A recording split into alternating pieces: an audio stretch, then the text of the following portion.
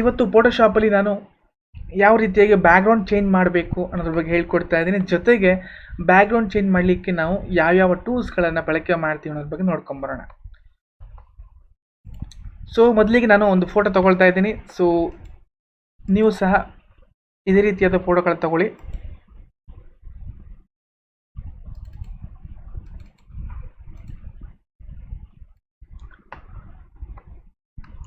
Okay, S, ಫೋಟೋನ ಮೊದಲು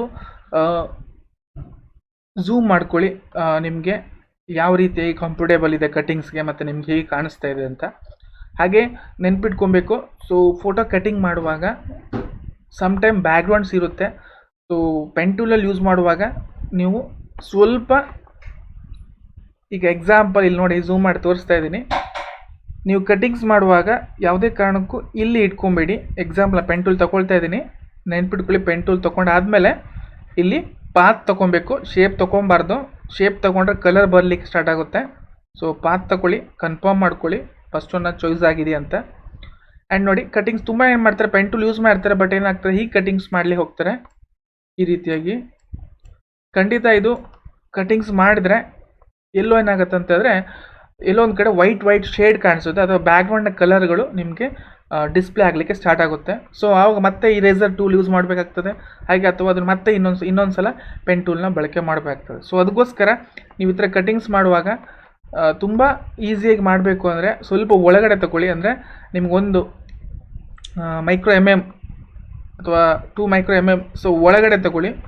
so ಅದಷ್ಟೇ ಮೆಜರ್ಮೆಂಟ್ ಅಂತ ಇಲ್ಲ, ಬಟ್ ನಿಮಗೊಂದು ನೀವು ನೋಡುವಾಗ ಹೇಗಿರುತ್ತೆ ಆ ಥರ.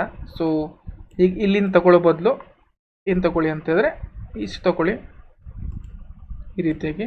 ಎಲ್ಲೊಂದು ಕಡೆ ನಿಮ್ಗೆ ಅನ್ಕೊಬೋದು, ಸೊ ಡ್ರೆಸ್ ಕಟ್ಟಾಗಿ ಹೋಗುತ್ತೆ ಅಥವಾ ನೀವು ಶೇಪ್ ತಗೊಂಡಿದ್ದು ಅದನ್ನ ಹೋಗುತ್ತೆ ಅಂತ. ಬಟ್ ಅದು ಹೋದರೂ ಸಹ ಅಂದರೆ ತುಂಬ ಜಾಸ್ತಿ ತೆಗಿಲಿಕ್ಕೆ ಹೋಗ್ಬೇಡಿ. ಸ್ವಲ್ಪ ಅದರಿಂದ ಏನಾಗುತ್ತೆ ಅಂದರೆ ಆ್ಯಸ್ ಅ ಬ್ಯಾಕ್ಗ್ರೌಂಡ್ಗಳು ಶೇಡ್ ಆಗೋದಿಲ್ಲ, ಅಥವಾ ಬ್ಯಾಕ್ಗ್ರೌಂಡ್ನ ಒಂದು ಕಲರ್ಸಲ್ಲಿ ಏನಾಗುತ್ತೆ ಬರೋದಿಲ್ಲ. ಸೊ ಕಟಿಂಗ್ ತುಂಬ ಚೆನ್ನಾಗಿ ಬರುತ್ತೆ ಮತ್ತು ನ್ಯಾಚುರಲ್ ಕಟಿಂಗ್ಸ್ ಬರುತ್ತೆ. ಸೊ ಅದಕ್ಕೋಸ್ಕರ ಈ ರೀತಿಯಾದಂಥ ಒಂದು ಗಮನದಲ್ಲಿ ಇಟ್ಕೊಳ್ಳಿ. ಆ್ಯಂಡ್ ಅದು ಝೂಮ್ ಮಾಡ್ಕೊಳ್ಳಿ. ತುಂಬ ನೀವು ಕಟ್ಟಿಂಗ್ಸು ಚೆನ್ನಾಗಿ ಮಾಡ್ತಾಯಿದ್ದೀರ ಅಂತಂದರೆ ಅಷ್ಟು ಝೂಮ್ ಮಾಡೋ ಅವಶ್ಯಕತೆ ಇಲ್ಲ. ಸೊ ಈ ರೀತಿಯಾಗಿ ಹ್ಯಾಂಡ್ ಟೂಲ್ನ ತಗೊಳ್ಳಿ. ಹ್ಯಾಂಡ್ ಟೂಲ್ನ ಪ್ರೆಸ್ ಮಾಡಿ ಇಟ್ಕೊಳ್ಳಿ. ಸ್ಪೇಸ್ ಬಾರ್ನ ಪ್ರೆಸ್ ಮಾಡಿದರೆ ನಿಮ್ಗೆ ಏನಾಗುತ್ತೆ, ಹ್ಯಾಂಡ್ ಟೂಲ್ ಬರುತ್ತೆ. ಓಕೆ, ಎಲ್ಲೆಲ್ಲಿ ಅದು ಬೆಂಡ್ ಮಾಡಬೇಕು ಅದನ್ನು ಗಮನದಲ್ಲಿ ಇಟ್ಕೊಳ್ಳಿ.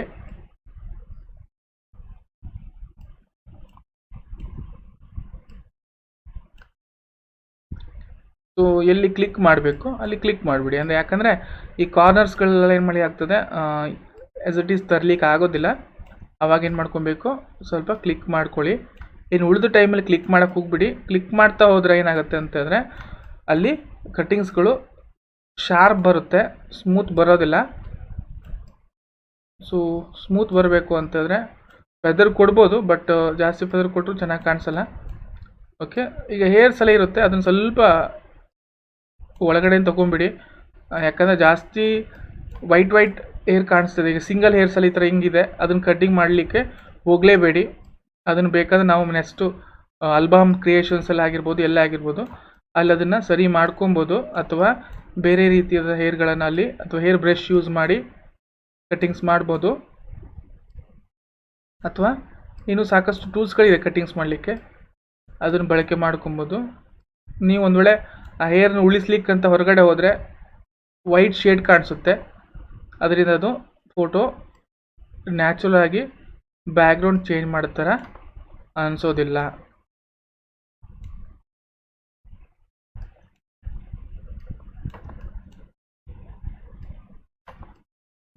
ಈ ಥರ ಲಾಂಗ್ ಒಂದೇ ಫೋಟೋ ಇರೋದು ತಗೊಳ್ಳಿ, ಸ್ವಲ್ಪ ರೆಸೊಲ್ಯೂಷನ್ ಚೆನ್ನಾಗಿರೋದು ಫೋಟೋನ ಪಿಕ್ ಮಾಡಿ. ನೋಡಿ, ಇಲ್ಲಿ ನೀವು ತಗೊಂಡಾಗ ಏನಾಗುತ್ತೆ, ಈ ಥರ ಕಟಿಂಗ್ಸ್ ನೀವು ಹೋದರೆ ವೈಟ್ ಶೇಡ್ ಹಾಗೆ ಕಾಣಿಸುತ್ತೆ. ಅದಕ್ಕೋಸ್ಕರ ನಾನು ಕಲರ್ಸ್ಗಳು ಹೇರ್ಸ್ ಎಲ್ಲ ಇರುತ್ತೆ ಅದನ್ನು ತುಂಬ ಕೇರ್ಫುಲ್ಲಾಗಿ ತಗೊಳ್ಳಿ. ಸೊ ನೋಡಿ, ನಾನು ಸ್ವಲ್ಪ ತುಂಬ ಒಳಗಡೆನೇ ಇದ್ದೀನಿ.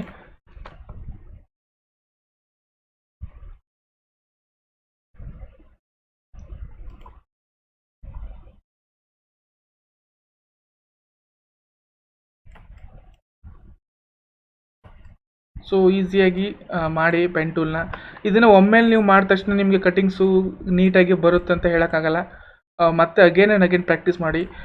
ಎರರ್ ಮಾಡ್ಲಿಕ್ಕೆ ಹೋಗ್ಬಿಡಿ. ತುಂಬ ಏನು ಮಾಡ್ತಾರೆ, ಎರರ್ ಪ್ರಾಕ್ಟೀಸ್ ಮಾಡ್ತಾ ಹೋಗ್ತಾರೆ. ಅಂದರೆ ಏನು ತಪ್ಪಾಗ್ತದೋ ಅದನ್ನು ಸರಿ ಮಾಡ್ಕೊಳ್ದೆ ಅದೇನೇ ಒಂದು 50 ಫೋಟೋ ಮಾಡಿಬಿಡ್ತಾರೆ. ಈ ಥರ ಮಾಡಿ ನಾನು ಪ್ರಾಕ್ಟೀಸ್ ಮಾಡಿಬಿಟ್ಟೆ ಅಂತ ಹೇಳ್ತಾರೆ. ಬಟ್ ನೀವು ಎರರ್ ಎಷ್ಟು ಮಾಡಿದೋ ಅದು ನಿಮಗೆ ಕಲಿಯೋಕ್ಕಾಗ್ತಿಲ್ಲ. ಸೊ ಎರರನ್ನು ಸರಿ ಮಾಡ್ಕೊಳ್ಳಿ ಫಸ್ಟು. ಸರಿಯಾಗಿ ಬಂದಿಲ್ಲ ಅಂತ ಅದನ್ನು ಮತ್ತೆ ತಿಳ್ಕೊಳ್ಳಿ, ಮತ್ತೆ ಪ್ರಾಕ್ಟೀಸ್ ಮಾಡಿ, ಆಮೇಲೆ ಮತ್ತೆ ಕಟ್ಟಿಂಗ್ಸ್ ಮಾಡಿ ಪ್ರಾಕ್ಟೀಸ್ ಆಗಿ. ನೀವು 50 ಸಲ ಪ್ರಾಕ್ಟೀಸ್ ಮಾಡಿದೆ, 50 ಕಟ್ಟಿಂಗ್ಸ್ ಮಾಡಿದೆ, ನಾನು ಬ್ಯಾಕ್ಗ್ರೌಂಡ್ ಚೇಂಜ್ ಮಾಡಿದೆ, ಅದರಲ್ಲಿ ತುಂಬ ಎರರ್ ಇತ್ತು ಅಂತ ಹೇಳಿದ್ರೆ ನೀವು 100 ಮಾಡಿದರೂ ಸಹ ನೀವು ಕಲಿಯೋಕ್ಕಾಗಲ್ಲ. ಸೊ ನೀವೊಂದು 10 ಮಾಡಿದ್ರೂ ಸಾಕು. ಬಟ್ ಅದನ್ನು ತಾಳ್ಮೆಯಿಂದ ಕ್ಲೀನಾಗಿ ನೋಡಿಕೊಂಡು ಎರರ್ ಮಾಡದೆ ಮಾಡಿಕೊಂಡ್ರೆ ಅದು ಪರ್ಫೆಕ್ಟ್ ನೀವು ಪ್ರಾಕ್ಟೀಸ್ ಆಗುತ್ತೆ.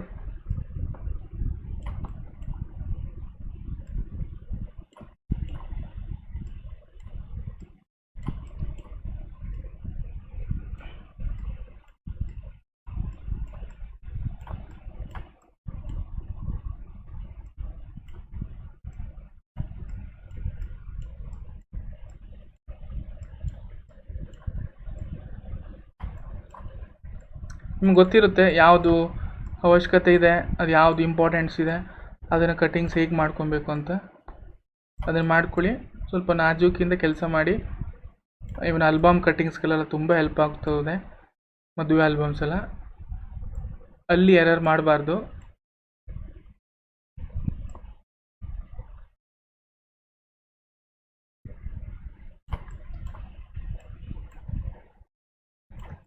ಆದಷ್ಟು ಯಾವುದೇ ರೀತಿ ಮತ್ತೆ ಅದನ್ನು ಎಕ್ಸ್ಟ್ರಾ ಫಿಟ್ಟಿಂಗ್ ಮಾಡಬಾರ್ದು. ಆ ರೀತಿಯಾಗಿ ಅದನ್ನು ಕಟ್ಟಿಂಗ್ಸ್ ಮಾಡಿ. ನಿಮಗೆ ಫೋಟೋಶಾಪಲ್ಲಿ ಮತ್ತೆ ಎಕ್ಸಸ್ ಹಸ್ಕೊಬೋದು ಅಂತ ಅಂದ್ಕೊಳ್ತಾರೆ ತುಂಬ ಜನ. ಅದೇ ಥರ ಅದನ್ನು ಕಟ್ಟಿಂಗ್ಸನ್ನ ಸರಿ ಮಾಡೋಕ್ಕೆ ಹೋಗಲ್ಲ, ಆಮೇಲೆ ಸರಿ ಮಾಡ್ಕೊಳ್ಳೋಣ ಅಥವಾ ಹೀಗೆ ಮಾಡ್ಕೊಳ್ಳೋಣ ಅಂತ. ಸೊ ಅದಕ್ಕೋಸ್ಕರ ಅಲ್ಲಿ ಮತ್ತೆ ತುಂಬ ಕೆಲಸ ಮಾಡೋ ಬದಲು ಇಲ್ಲೇ ನೀಟಾಗಿ ಕಟ್ಟಿಂಗ್ಸ್ ಮಾಡಿಕೊಂಡ್ರೆ ಐ ಥಿಂಕ್ ತುಂಬ ಈಸಿಯಾಗಿ ಬರುತ್ತೆ.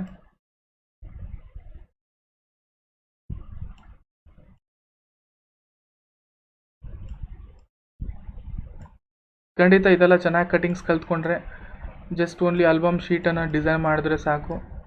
ನೀವು ಸಹ ಮನೆಯಲ್ಲೇ ಕೂತ್ಕೊಂಡು ಅರ್ನ್ ಮಾಡ್ಬೋದು. ಕೆಲವೊಂದು ಸ್ಟುಡಿಯೋದ ಜೊತೆಗೆ ಕನೆಕ್ಟಲ್ಲಿ ಇದ್ಬಿಟ್ಟು.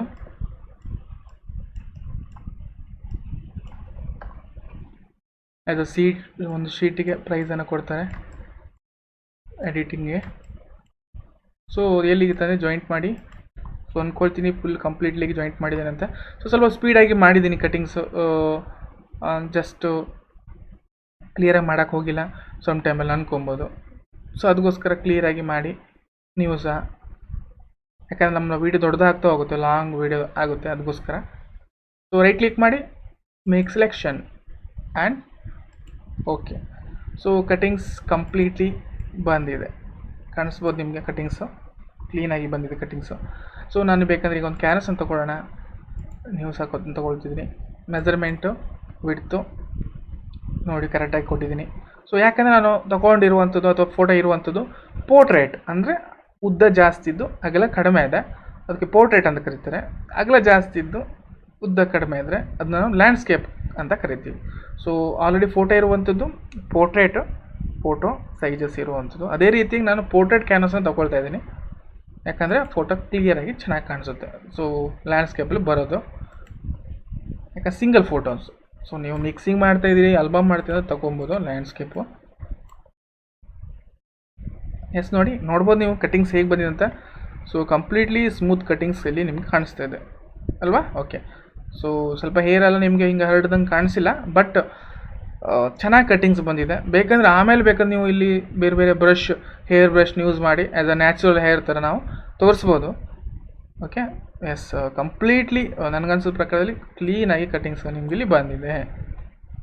S, okay. ಎಸ್, ಸೊ ನೀವು ಈ ರೀತಿಯಲ್ಲಿ ಕಟ್ಟಿಂಗ್ಸನ್ನು ನಾವು ಮಾಡಿಕೊಡುವಂಥದ್ದು, ನೀವು ಪ್ರಾಕ್ಟೀಸ್ ಮಾಡಿ. ಸೊ ಈ ರೀತಿ ಪ್ರಾಕ್ಟೀಸ್ ಆಗಬೇಕು. ಸೊ ಕಂಪ್ಲೀಟ್ ಫೋಟೋ ವರ್ಕಿಂಗಲ್ಲೂ ಹೆಲ್ಪ್ ಆಗ್ತಿದೆ.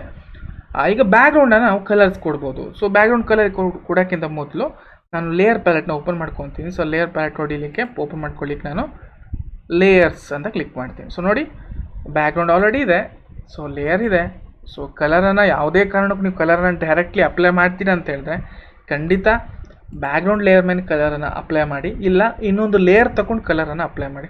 ಸೊ ಕನ್ಫ್ಯೂಷನ್ ಮಾಡ್ಕೊಳಿಕ್ಕೆ ಹೋಗ್ಬಿಡಿ, ಯಾಕಂದರೆ ಲೇಯರ್ ಕ್ಲಾಸ್ ಬಗ್ಗೆ ನಾನು ಹೇಳಿದ್ದೀನಿ, ಲೇಯರ್ ಬಗ್ಗೆ ಸೊ ಕಂಪ್ಲೀಟ್ ಹೇಳಿದ್ದೆ. ಸೊ ಡೈರೆಕ್ಟಾಗಿ ಅಪ್ಲೈ ಮಾಡಿದರೆ ನಿಮಗೆ ಮತ್ತೆ ಫೋಟೋನ ಮೂಮೆಂಟ್ ಮಾಡೋಕ್ಕಾಗೋದಿಲ್ಲ, ಅಥವಾ ಅದನ್ನು ಮತ್ತೆ ಬೇರೆ ಬೇರೆ ಕಲರ್ಸ್ಗೆ ಅದು ಸೆಟ್ ಮಾಡೋಕ್ಕಾಗೋದಿಲ್ಲ.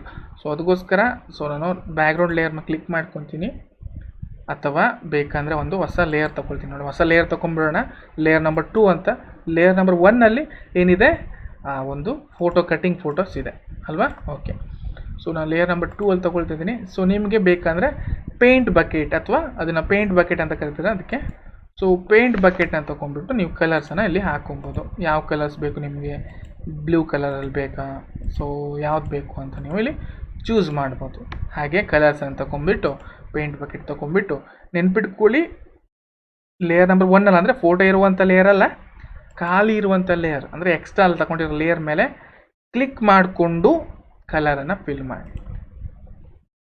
ಸೊ ಈ ರೀತಿ ಮಾಡಿದಾಗ ನಿಮಗೆ ಕಲರ್ಸ್ ಏನಾಗುತ್ತೆ, ಕ್ಲಿಯರಾಗಿ ಅಪ್ಲೈ ಆಗುತ್ತೆ.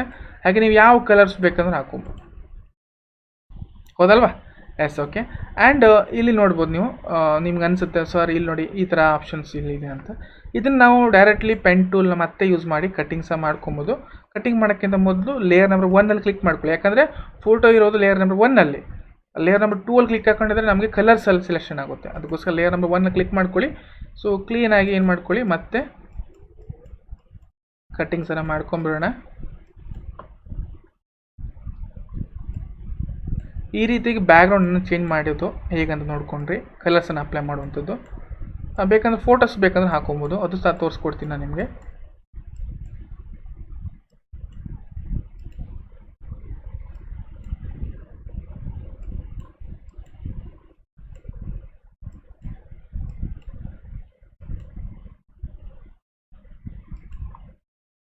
ಈ ಥರ ಸಿಲೆಕ್ಷನ್ ಆಯಿತು. ನೆಕ್ಸ್ಟ್ ಸೆಲೆಕ್ಷನ್ ಕೊಡಿ, ಓಕೆ ಕೊಡಿ, ಡಿಲೀಟ್ ಮಾಡಿ, ಯಾಕಂದರೆ ಇಲ್ಲಿ ಡಿಲೀಟ್. ಸೊ ಡಿಲೀಟ್ ಆಯಿತು. ಕಂಟ್ರೋಲ್ ಡಿ ಅನ್ನು ಹೊಡಿತೀನಿ, ಡಿಸೆಲೆಕ್ಟ್. ನೋಡಿ ಅದಕ್ಕೆ ಹೇಳಿದ್ದ ನಿಮಗೆ, ಸೊ ನೀವು ಸ್ವಲ್ಪ ತುಂಬ ಒಳಗಡೆ ತೊಗೊಂಡ್ರೆ ಒಳ್ಳೆಯದು. ಸೊ ಒಂದು ಒಳಗಡೆ ತೊಗೊಂಡಿಲ್ಲ ಅಂದರೆ ಸ್ವಲ್ಪ ಜಾಸ್ತಿ ಹೊರಗಡೆ ತೊಗೊಂಡ್ರೆ ಅಂತಂದರೆ ಈ ಥರ ವೈಟ್ ಶೇಡ್ ಕಾಣಿಸ್ತಾ ಹೋಗುತ್ತೆ. ಅದೇ ರೀತಿ ನಾನು ನಿಮ್ಗೆ ಹೇಳಿದ್ದೆ ಬ್ಯಾಕ್ಗ್ರೌಂಡ್ ಇಲ್ಲೆಲ್ಲೂ ಕಾಣಿಸ್ತಾ ಇಲ್ಲ, ಬಟ್ ನಾನು ಇಲ್ಲಿ ಸ್ವಲ್ಪ ಸ್ಪೀಡಾಗಿ ಮಾಡಿದ್ದೆ. ಸೊ ಒಂದು ಸ್ವಲ್ಪ ನೋಡ್ಕೊಬೋದು. ಅದೇ ರೀತಿಯಾಗಿ ಅಂಥ ಎರರ್ಗಳನ್ನು ಅಲ್ಲಿ ಎಲ್ಲೂ ಬ್ಯಾಕ್ಗ್ರೌಂಡಲ್ಲಿ ಮಾಡೋಕ್ಕೆ ಹೋಗಬೇಡಿ. ಹಾಗೆ ಇದಕ್ಕೆ ಬೇರೆ ಬೇರೆ ಟೂಲ್ಸ್ಗಳಿದೆ, ಶಾರ್ಟ್ಕಟ್ ಟೂಲ್ಸ್ಗಳು. ನಾನಿವತ್ತು ಪೆನ್ ಟೂಲಲ್ಲಿ ನಿಮಗೆ ತೋರಿಸ್ಕೊಡ್ತಾ ಇರೋವಂಥದ್ದು.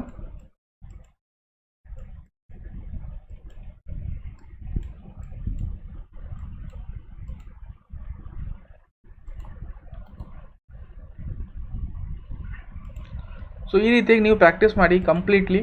ಸೊ ಎರರ್ಸ್ ಎಲ್ಲ ಕ್ಲಿಯರಾಗಿ ಹೋಗಲಿ. Yes, okay. So completely photos ಕ್ಲೀನಾಗಿ ಕಟ್ಟಿಂಗ್ಸ್ ಬಂದಿದೆ. ಸೊ ನೋಡ್ಬೋದು ನೀವು. ಓಕೆ, ಸೊ ಅದಕ್ಕೆ ಹೇಳಿದ್ದು ನಿಮ್ಗೆ ಇಲ್ಲಿ ನೋಡಿ, ಇಲ್ಲಿ ಸಹ ನೋಡ್ಬೋದು ನೀವು. ಈ ಥರ ಅಂದರೆ ನೀವು ತುಂಬ ಹೊರಗಡೆ ತಗೊಂಡ್ರಿ, ಹೇರ್ಸ್ನ ಬಿಟ್ಟು ಹೇರ್ ತಪ್ಪಿಸ್ಬೇಕು ಅಥವಾ ಅಲ್ಲಿ ಕಟ್ಟಿಂಗ್ ಕರೆಕ್ಟಾಗಿ ಬರಬೇಕು ಅನ್ನೋ ಉದ್ದೇಶದಿಂದ ನೀವು ಹೊರಗಡೆ ತಗೊಂಡಾಗ ಇಲ್ಲಿ ಈ ಥರ ವೈಟ್ ಶೇಡ್ ಕಾಣಿಸ್ತದೆ. ಅದಕ್ಕೋಸ್ಕರ ನೀವೇನು ಮಾಡಬೇಕಾಗ್ತದೆ ಅಂತ ಹೇಳಿದ್ರೆ, ಕಟ್ಟಿಂಗ್ಸನ್ನು ನೀವು ಏನು ಮಾಡ್ತೀರೋ ಅದು ಒಳಗಡೆ ತಗೊಳ್ಳಿ ಸ್ವಲ್ಪ. ಅಂದರೆ ಹೇರ್ ಕಟ್ಟಾದರೂ ಪರವಾಗಿಲ್ಲ, ಈ ರೀತಿ ತಗೊಳ್ಳಿ. ಸೊ ಕಂಪ್ಲೀಟ್ಲಿ ಏನಾಗುತ್ತೆ, ಚೆನ್ನಾಗಿ ಬರುತ್ತೆ. ಸೊ ಇದನ್ನು ನೀವು ಗಮನದಲ್ಲಿ ಇಟ್ಕೊಳ್ಳಿ. Okay, yes. ಇದು ನಾವು ಒಂದು ಫೋಟೋಶಾಪಲ್ಲಿ ಬ್ಯಾಕ್ಗ್ರೌಂಡ್ ಚೇಂಜ್ ಮಾಡಲಿಕ್ಕೆ ಹೇಗೆ ಅಂತ ತಿಳ್ಕೊಂಡ್ರಿ. ಪ್ಲಸ್ ನಾವು ಕಲರ್ಸನ್ನು ಅಪ್ಲೈ ಮಾಡೋದು ಹೇಗೆ ಅಂತ ತಿಳ್ಕೊಂಡ್ರಿ, ಬ್ಯಾಕ್ಗ್ರೌಂಡ್ಗೆ ಕಲರ್ ಅಪ್ಲೈ ಮಾಡೋದು ಹೇಗೆ ಅಂತ.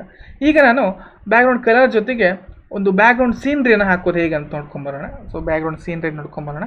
ಸೊ ಇಂಟರ್ನೆಟ್ಟಲ್ಲಿ ನೀವು ಸೀನ್ರಿ ಬೇಕಾಗಿರುವಂಥದ್ದು ನಾನು ಡೌನ್ಲೋಡ್ ಮಾಡ್ಕೊಬೋದು. ಓಕೆ, ಬ್ಯಾಕ್ಗ್ರೌಂಡ್ ಅಂತ ನೀವು ಕೊಡಿ.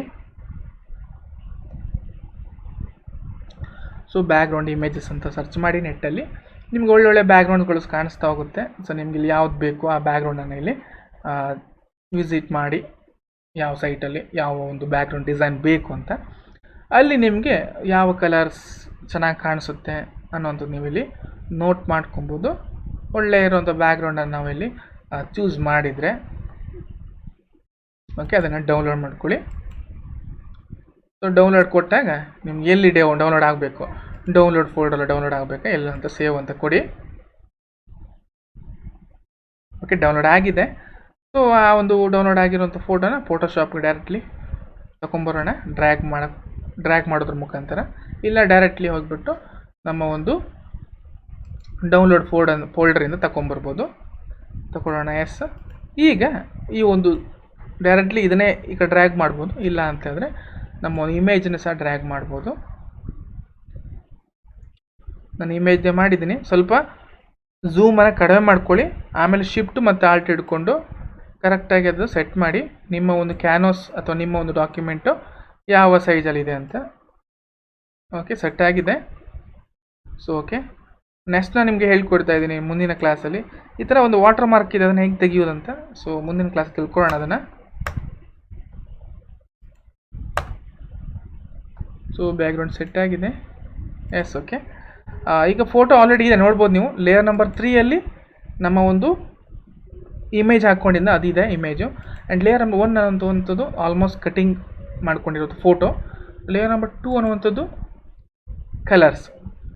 ಈಗ ನಾನು ಫೋಟೋ ಕಾಣಿಸ್ಬೇಕು ನನಗೆ, ಯಾಕೆ ಫೋಟೋ ಕಾಣಿಸ್ತಾ ಇಲ್ಲ. ಸೊ ಆವಾಗ ಏನು ಮಾಡ್ಕೊಬೇಕು, ಸೊ ಇಲ್ಲಿ ಲೇಯರ್ ನಂಬರ್ 1ಅನ್ನು ಡ್ರ್ಯಾಗ್ ಮಾಡಿ ಲೇಯರ್ ನಂಬರ್ 3ಗಿಂತ ಮೇಲ್ಗಡೆ ಇಡಬೇಕು. ಡ್ರ್ಯಾಗ್ ಮಾಡಿ ಮೇಲೆ ಇಡಬೇಕು. ಸೊ ಫೋಟೋ ಕಾಣಿಸ್ತಿದೆ ಅಲ್ವಾ? ಎಸ್. ಓಕೆ, ಅಫ್ಕೋರ್ಸ್ ಫೋಟೋ ನಿಮಗೆ ಕ್ಲಿಯರಾಗಿ ಕಾಣಿಸ್ತಾ ಇದೆ. Okay, yes. ಈ ರೀತಿಯಾಗಿ ಬ್ಯಾಕ್ಗ್ರೌಂಡನ್ನು ಚೇಂಜ್ ಮಾಡೋದು ಹೇಗೆ ಅಂತ ತಿಳ್ಕೊಂಡ್ರಿ. ನೋಡಿ ಯಾವ ರೀತಿಯಾಗಿ ಇದು ಕ್ಲಿಯರಾಗಿ ಕಾಣಿಸ್ತಿದೆ. ಆ್ಯಸ್ ಅ ನಿಮಗೆ ನ್ಯಾಚುರಲ್ ಒಂದು ಸೀನ್ರಿಯಲ್ಲಿ ನಾವು ಅದು ನಿಂತ್ಕೊಂಡ ಥರ ನಿಮಗೆ ಫೀಲ್ ಆಗ್ತಾ ಇದೆ. ಸೊ ಈ ರೀತಿಯಾಗಿ ಬ್ಯಾಕ್ಗ್ರೌಂಡನ್ನು ಸೆಲೆಕ್ಷನ್ ಮಾಡಿ, ಬ್ಯಾಕ್ಗ್ರೌಂಡನ್ನು ಕಟ್ ಮಾಡಿ, ಬೇರೆ ಒಂದು ಡಿಸೈನಲ್ಲಿರುವಂಥದ್ದು ಬೇರೆ ಒಂದು ವಾಲ್ಪೇಪರೋ ಅಥವಾ ಬೇರೆ ಒಂದು ಬ್ಯಾಕ್ಗ್ರೌಂಡ್ಗೆ ಹೇಗೆ ಸೆಟ್ ಮಾಡಬೇಕು, ಅದೇ ರೀತಿಯಲ್ಲಿ ನಮಗೆ ಕಲರ್ಸ್ ಬೇಕು. ಕೆಲವೊಂದು ಟೈಮ್ ಪಾಸ್ಪೋರ್ಟ್ ಸೈಜ್ ಫೋಟೋದಲ್ಲಿ ನಾವು ಬ್ಯಾಕ್ಗ್ರೌಂಡ್ ಕಲರ್ಸನ್ನು ಅಪ್ಲೈ ಮಾಡೋದು, ಬ್ಲೂ ಕಲರು ಅಥವಾ ಯಾವುದೇ ಒಂದು ಕಲರ್ಸನ್ನು ನಾವು ಹಾಕ್ಕೊಳ್ಳೋದು ಹೇಗೆ ಅಂತ ತಿಳಿಸ್ಕೊಟ್ಟಿದ್ದೀನಿ. ಇನ್ನೂ ಸಾಕಷ್ಟು ನಾವು ಒಂದು ಗ್ರೇಡಿಯಂಟ್ ಟೂಲ್ ಅಂತ ಇದೆ, ಅದ್ರ ಬಗ್ಗೆ ನೆಕ್ಸ್ಟ್ ಕ್ಲಾಸ್ ನಾನು ನಿಮ್ಗೆ ಹೇಳಿ ಎಕ್ಸ್ಪ್ಲೈನ್ ಮಾಡ್ತೀನಿ. ಸೊ ಯಾಕಂದರೆ ಇದರಲ್ಲೇ ವಿಡಿಯೋ ತುಂಬ ದೊಡ್ಡದಾಗ್ತಾ ಹೋಗುತ್ತೆ. ಸೊ ನನಗನ್ಸುತ್ತೆ ನಿಮ್ಗೆ ಇದು ಕಾನ್ಸೆಪ್ಟು ತುಂಬ ಇಷ್ಟ ಆಗಿದೆ ಅಂತ. ಸೊ ಪ್ಲೀಸ್ ಲೈಕ್ ಮಾಡಿ, ಶೇರ್ ಮಾಡಿ. ಸೊ ಮತ್ತೆ ಪ್ರಾಕ್ಟೀಸ್ ಮಾಡಿ, ಈಸಿಯಾಗಿ ಮನೆಯಲ್ಲೇ ಕೂತ್ಕೊಂಡು ಫೋಟೋಶಾಪ್ನ ಕಲೀರಿ ಅಂತ ಹೇಳ್ತಾ ಇವತ್ತಿನ ವೀಡಿಯೋನ ಇಲ್ಲಿಗೆ ನಿಲ್ಲಿಸ್ತಾ ಇದ್ದೀನಿ. ಎಲ್ಲರಿಗೂ ಒಳ್ಳೆಯದಾಗಲಿ. ಶುಭ ದಿನ.